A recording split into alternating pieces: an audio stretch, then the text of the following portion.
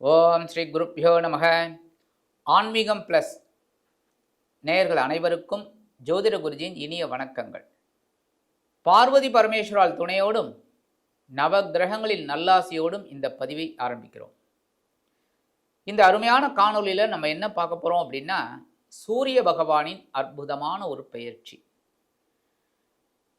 ஆக்சுவலாக பார்த்தீங்கன்னா சூரிய பகவான் அதெல்லாம் நம்ம பூமியில் இருக்கிறதுனால தான் நம்ம பெயர்ச்சியாக நினச்சிக்கிறோம். பட்டு சூரியன் சந்திரன் எல்லா கிரகங்களும் அதே இடத்துல தான் இருக்குது. பூமி தான் நீள்வட்ட பாதையில் சுற்றின்னு இருக்கு. அதனால தான் உங்களுக்கு எல்லாருக்குமே தெரியும். அந்த வகையில் இந்த சூரிய பகவான் ஆத்மகாரகன் பித்ருக்காரகன் அப்படின்னு சொல்லக்கூடியது. இந்த ஆத்மாவை பூமிக்கு அனுப்புறதே இந்த சூரிய பகவான் தான். இந்த சூரிய பகவானோட ஒளியை வாங்கி தான் அத்தனை கிரகங்களும் நமக்கு செயல்பாட்டுக்கு வருது, ராகு கேது தவிர. அதனால தான் அதுக்கு நிழல் கிரகங்கள் சாயா கிரகங்கள் அப்படின்னு சொல்கிறோம். அதுக்கு அடுத்தபடியாக பார்த்தீங்கன்னா சனீஸ்வர பகவானும் அதே தான். அதாவது சூரிய பகவானோட ஒளியை வாங்கிட்டு மெதுவாக போகிறதுனால தான் சனீஸ்வர பகவான் ரொம்ப தூரத்தில் இருக்குது. அந்த வகையில் இந்த ஆத்மகாரகன் பித்ருக்காரகன் 17/9/2025 முதல் 17/10/2025 வரைக்கும் கிட்டத்தட்ட ஒரு மாதம் கன்னி ராசியில் சஞ்சாரம் பண்ண போகிறார். கன்னி ராசி அப்படிங்கும்போதே அது புதனோட வீடு. அந்த புதனோட வீட்டில் சூரிய பகவான் வர்றது ரொம்ப பெரிய பாக்கியம். ஏன்னா புதனுக்கும் சூரியனுக்கும் நட்பு தான். அதனால தான் புதனும் சூரியனும் ஒரு இடத்துல இருந்தது அப்படின்னாலே புதஆதித்ய யோகம். ஒரு குழந்தை பிறக்கும்போது அந்த இது இருந்தனால யோகம், சின்ன சின்ன டிகிரி வித்தியாசம் இருந்தால் கூட அந்த யோகம் கண்டிப்பாக அந்த குழந்தைக்கு கிடைக்கும். இந்த சூரிய பகவான் சிம்ம ராசிக்கு அதிபதி. அதே சமயம் கிருத்திகை, உத்திரம், உத்திராடம் இந்த 3 நட்சத்திரத்துக்கும் இவர் தான் அதிபதி. அந்த வகையில் இந்த சூரிய பகவான் கன்னி ராசியில் இருந்துக்கிட்டு அற்புதமான பலன்களை கொடுக்க போகிறார். கன்னி ராசி அப்படிங்கும்போது புரட்டாசி மாதம். ஆக்சுவலாக புரட்டாசி அப்படின்னாலே டக்குன்னு நமக்கு ஞாபகம் வருது பெருமாள் தான், வைஷ்ணவ சம்பிரதாயம் தான். திருப்பதியிலையும் நல்ல பிரம்மோற்சவம் அதெல்லாம் நடக்கும். ஆனால் இதே இடத்துல பார்த்தீங்கன்னா இதுக்கு பேர் ஷடசீதி புண்ணிய காலம். அது சிவபெருமானுக்கு உகந்தது. ஏன்னா சூரியன் அப்படின்னாலே சிவபெருமான். ஸோ இந்த சூரிய பகவான் கன்னிராசிக்கு வரும்போது அதி அற்புதமான பலன்களை கண்டிப்பாக கொடுப்பார். இது ஆக்சுவலாக பார்த்தீங்கன்னா தட்சிணாயன புண்ணிய காலம். தட்சிணாயனம் ஆரம்பிச்சுடுத்து. இந்த சூரிய பகவான் 17/9/2025 முதல் 27/9/2025 அவரோட சொந்த நட்சத்திரமான உத்திர நட்சத்திர காலில் சஞ்சாரம் பண்றார். 28/9/2025 முதல் 9/10/2025 வரைக்கும் இந்த சூரிய பகவான் சந்திர பகவானின் ஹஸ்தம் நட்சத்திரத்தில் டிராவல் பண்றார். அதுக்கு அடுத்தபடியாக 10/10/2025 முதல் 17/10/2025 வரைக்கும் செவ்வாய் பகவானின் மிருகசிருஷ நட்சத்திர காலில் சஞ்சாரம் பண்றார். இது ஆக்சுவலாக பார்த்தீங்கன்னா எல்லாமே ஏ டீம். சூரிய பகவான் அவரோட சொந்த நட்சத்திரம், அடுத்தது சந்திர பகவானின் ஹஸ்தம், அடுத்தபடியாக செவ்வாயோட மிருகசிருஷம். இந்த ஒரு மாதம் கன்னி ராசியில் இந்த சூரிய பகவான் சஞ்சாரம் பண்ணி அதி அற்புதமான பலன்களை நமக்கு கொடுக்க போகிறார். இந்த பதிவுக்கு போகிறதுக்கு முன்னாடி சப்ஸ்கிரைப் பண்ண அனைத்து இனிய நெஞ்சங்களுக்கும் எங்களது நன்றிகள், வாழ்த்துக்கள், ஆசீர்வாதங்கள். அதே சமயம் சப்ஸ்கிரைப் பண்ணிக்கங்க. அப்போ தான் நாங்கள் போடுற ஒவ்வொரு நிகழ்ச்சியும் உங்களுக்கு டக்கு டக்குன்னு கிடைக்கும்.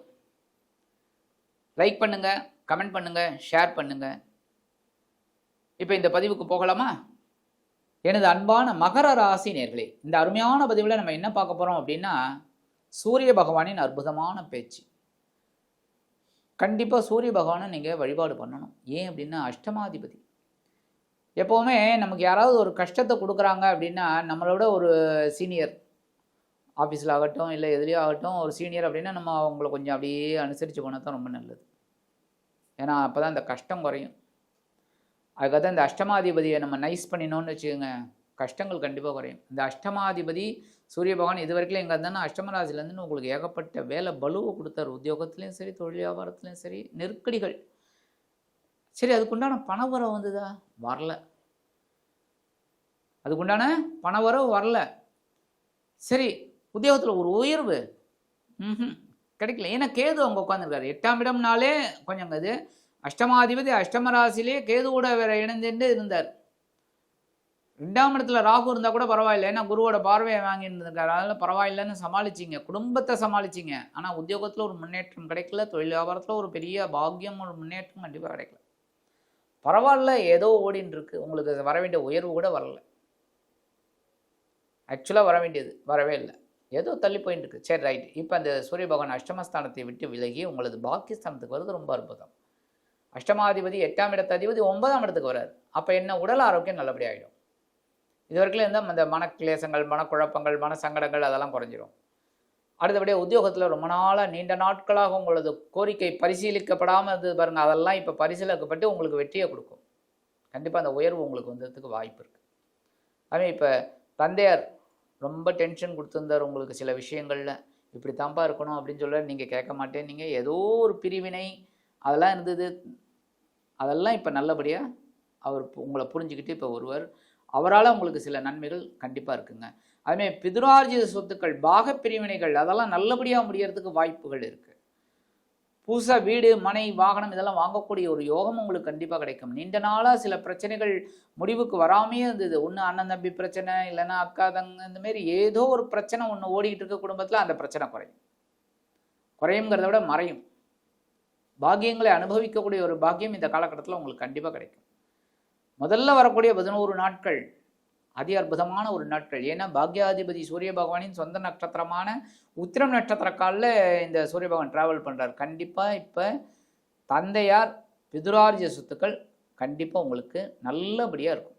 தந்தையார் மூலமாக இந்த பிரச்சனைகள்லாம் கண்டிப்பாக குறையும். அதுமாரி உங்களுக்கு இந்த பூர்வீக சொத்துக்கள் ஏகப்பட்ட பிரச்சனைகள், அதுமாரி உங்களோட மூத்த உடன்பிறப்புகள்லாம் கொஞ்சம் டென்ஷன் பண்ணிட்டு இருக்காங்க, அதெல்லாம் குறையும். இந்த சகோதர சச்சரவுன்னு சொல்லுவாங்கள்ல, அதெல்லாம் கண்டிப்பாக குறையும், மறையும். உடல் ஆரோக்கியம் நல்லபடியாக இருக்குங்க. இப்போ அதுதான் பெரிய ப்ளஸ் பாயிண்ட்டே. உடல் ஆரோக்கியம் ரொம்ப நல்லபடியாக இருக்கும். அந்த சில விஷயங்களுக்காக நீங்கள் ஏகப்பட்ட மருத்துவ செலவுகளை மேற்கொண்டீர்கள். இந்த ஒரு மாதமாக பார்த்தீங்கன்னா நிறைய மருத்துவ செலவு லிஸ்ட் எடுத்து பார்த்தீங்கன்னா ஏகப்பட்டது. கண்டிப்பாக அந்த மருத்துவ செலவுகள் குறையும். சரி, அடுத்தபடியாக வரக்கூடிய 12 நாட்கள் பரவாயில்லை, ஓரளவுக்கு உங்களுக்கு ஒரு முன்னேற்றம் கொடுக்கக்கூடிய ஒரு காலகட்டம். ஏன்னா உங்களோட களத்திராதிபதி சந்திர பகவானின் ஹஸ்த நட்சத்திர காலில் இந்த சூரிய பகவான் டிராவல் பண்ணுறார். கண்டிப்பாக உங்களுக்கு வாழ்க்கை துணை மூலமாக ஒரு பிடிப்பு கிடைக்கும். வாழ்க்கை துணை உங்களை ரொம்ப புரிஞ்சுப்பாங்க. அதுமாதிரி வாழ்க்கை துணை வழி உறவினர்கள், மாமன் மச்சான், இவங்கெல்லாம் உங்களுக்கு ரொம்ப ஹெல்ப்ஃபுல்லாக இருப்பாங்க. பரவாயில்லைங்கிற மாதிரி. அதேமாரி உத்தியோகத்தில் பார்த்தீங்கன்னா இந்த சக நண்பர்கள் உங்கள் கூடவே இருக்காங்க பாருங்கள், அவங்களாம் ரொம்ப ஹெல்ப்ஃபுல்லாக இருப்பாங்க. அதேமாரி நீங்கள் டிஎல் அப்படின்னாக்கா உங்களுக்கு கண்டிப்பாக நிறைய வேலைகளை அவங்க முடிச்சு கொடுக்குறதுனால உங்களுக்கு ஒரு உயர்வெல்லாம் வரதுக்கு வாய்ப்பு இருக்குது. ஏன்னா டீம் லீடர், நீங்கள் எல்லாரையும் அழகாக வேலை வாங்குறீங்க அப்படின்னு சொல்லி உங்களுக்கு வர வேண்டிய உயர்வு கண்டிப்பாக வரும். அடுத்தபடியாக படிக்கிற குழந்தைகளுக்கெல்லாம் ஒரு நல்ல ஒரு முன்னேற்றம் அருமையாக இருக்குங்க.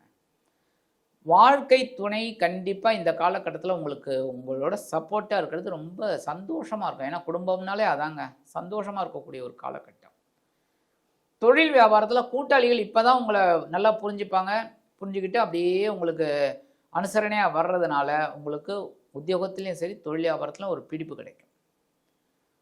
அடுத்து வரக்கூடிய 8 நாட்கள், இந்த 8 நாட்கள் பார்த்திங்கன்னா ரொம்ப அற்புதம். என்னென்னா உங்களது சுகாதிபதியும் லாபாதிபதியுமான செவ்வாய் பகவானின் நட்சத்திர சாரமான சித்திரை நட்சத்திர காலில் டிராவல் பண்ண போகிறார் இந்த சூரிய பகவான்.